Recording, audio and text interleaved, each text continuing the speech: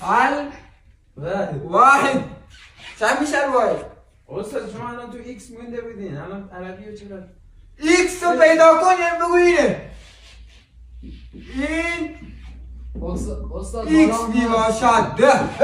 یه ایکس بالاه استاد. یه ایکس بالاه. بیا سه تا ایکس پیدا کرده، تو نتونستی یه ایکس پیدا کنی. بیا پای تخته. بیا پای تخته بیا.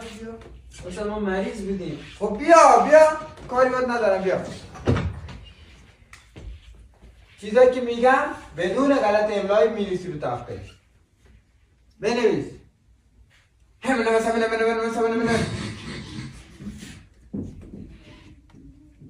الان چه بار دیگه اون تیکه بعدش چیزی من کی گفتم؟